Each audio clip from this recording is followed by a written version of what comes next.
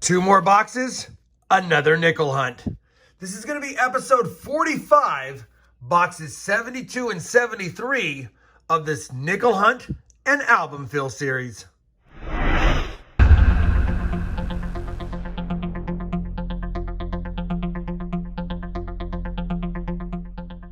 Hey everyone, it's Rob with Rob Finds Treasure, and welcome back to my channel. That's right, we've got another two-box nickel hunt. It's been a few weeks since I've been able to do a nickel hunt because of the amount of uncirculated nickels I just keep getting. But I was able to go and pick up several boxes, switch them out, and now we have two circulated boxes that I get to hunt. Of course, I popped the top of the first box to make sure it was circulated nickels, and I could see from the holes on the bottom, we also have circulated nickels here. Now, many of you that are new to my channel, you might not know what we're doing here. We're trying to complete a Jefferson Nickels album through just coin roll hunting. Obviously, we've done 71 boxes, and if you're not caught up on the series, I do have the entire playlist linked both down below and up here. That way you can check it out before watching this video. For those of you already caught up, you'll recall that we're only missing one nickel. We're missing one nickel, and it's the creme de la creme, the 50D key date. Only a few million minted, 2.6 million minted of those. Now, we have found all of the other key dates, all the other semi-key dates, and every nickel from 1938 all the way to 1999D. So we have 137 of the 138 spots completed in this album. Now, I would love to find some more upgrades for some of the nicer nickels that we have. But all in all, we've got a pretty high quality nickel album here. And if I can get a few upgrades, in addition to finding that 50D, what a series it will be.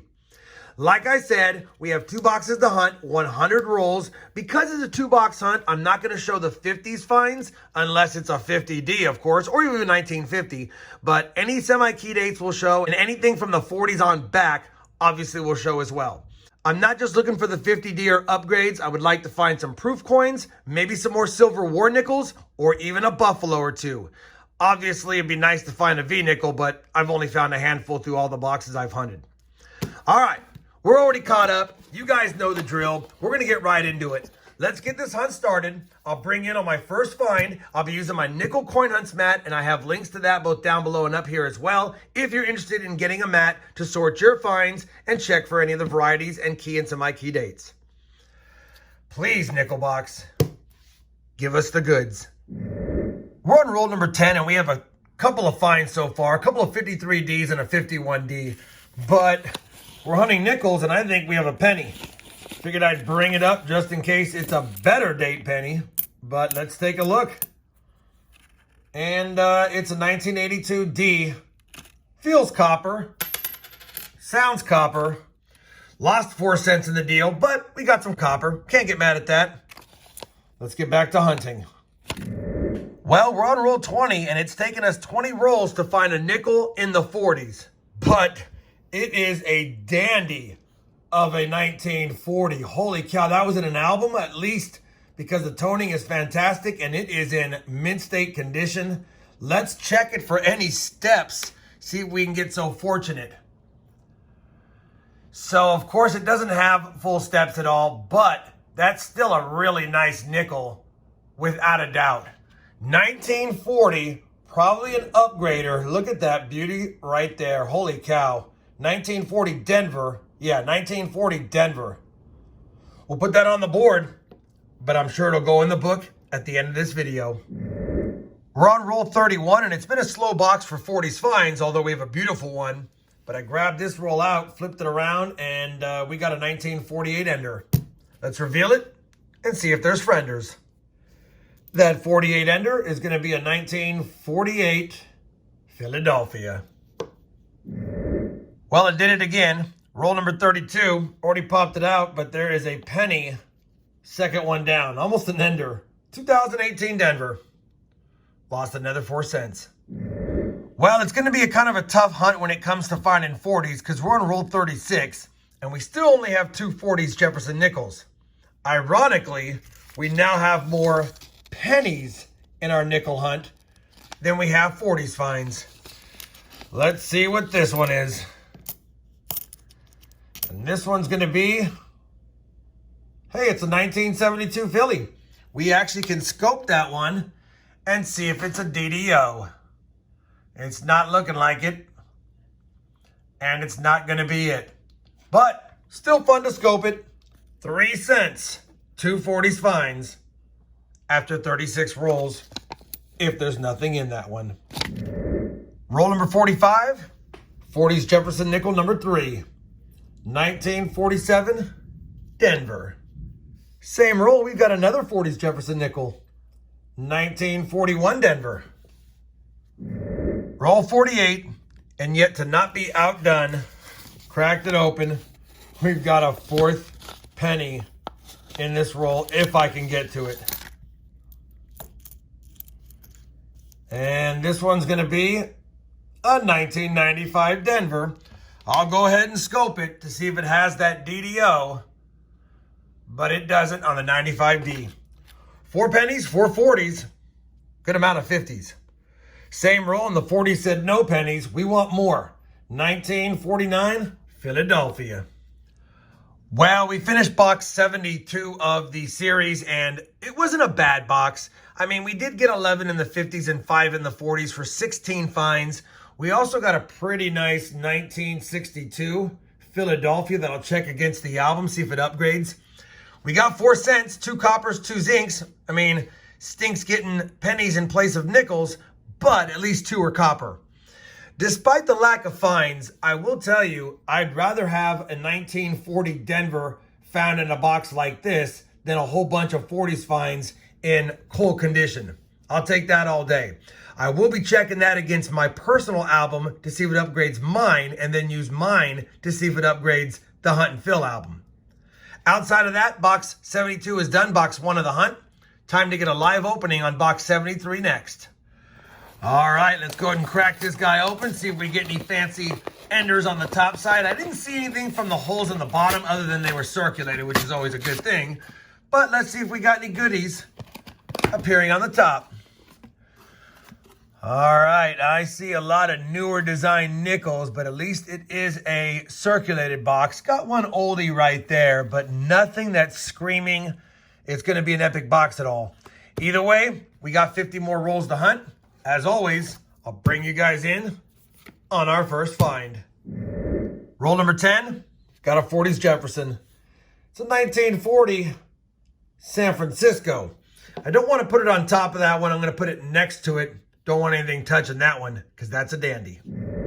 Roll number 12, I pulled out a green edge, not really thinking it was a war nickel, but just in case, I went ahead and checked it.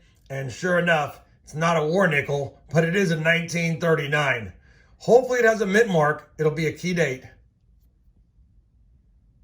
And I don't think there's a mint mark there. It looks like it's just a little gunky.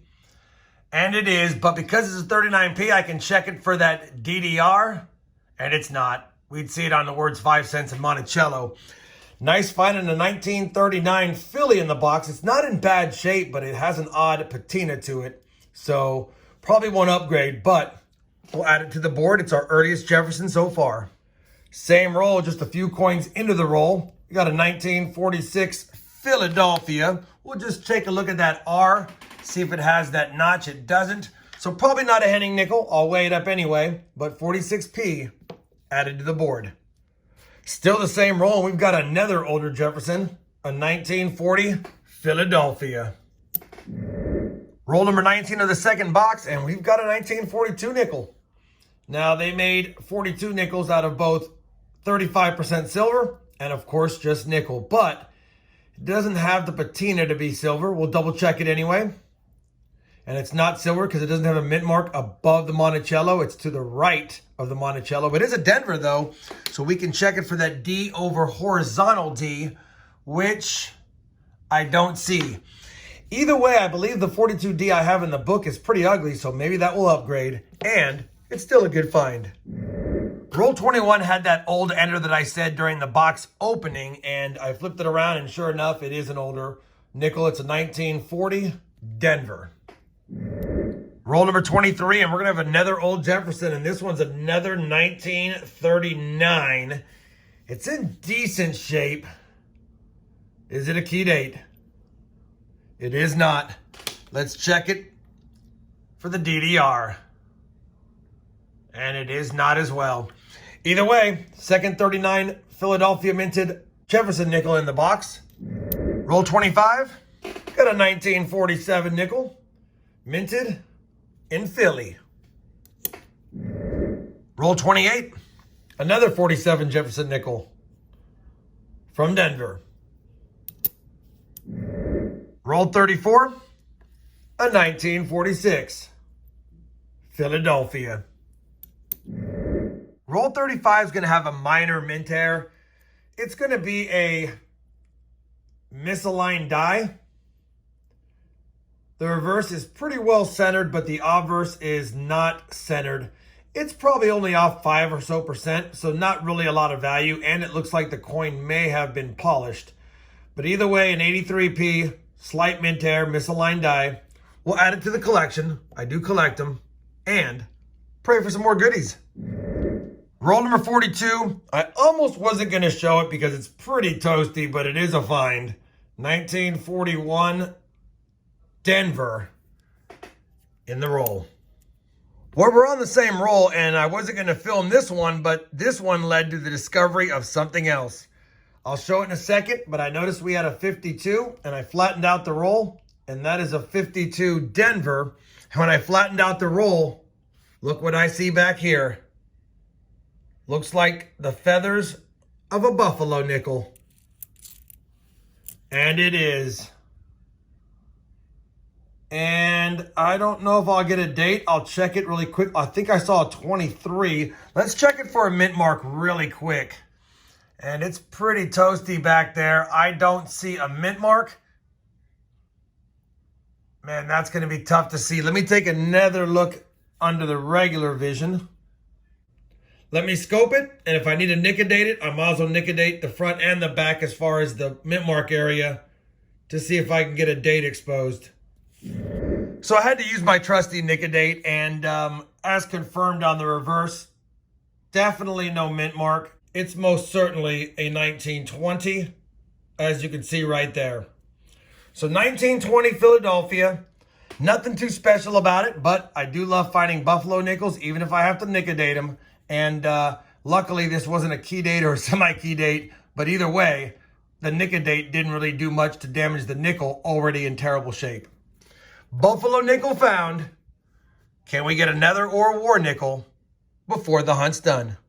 Well, box 73 is hunted. 2 boxes for this episode are completed. 100 rolls, and we actually had a pretty good second box. We have a total of 21 Jefferson Nickels in the 50s and 14 in the 40s to go along with 2 Jeffersons from the 30s. That is a total of 37 finds, plus the Buffalo is 38. We only had 16 at the end of the first box, so over 20 in box 2, and I thought it was going to be a lesser of a box. At the end of the day, we also scored a beautiful 1940 Denver, holy cow. I also pulled out a pretty nice 1957 Denver, but I think we already have a nice one. And I pulled aside, in case we needed it, that 1962 Philadelphia. We also got the 4 pennies, unfortunately, so we lost 16 cents between those, but we got another mint air, the misaligned die from 1985 Philly or 83 Philly, I think. I can't remember now, but either way, I think that's an 83 or an 85. What is that? It's an 83. That misaligned die moved that top of the 3 over, and I couldn't tell. But either way, that's kind of a cool find as well. We know we didn't find the 50D, so we know we're not going to complete the series yet, but we might have some goodies to upgrade in the album.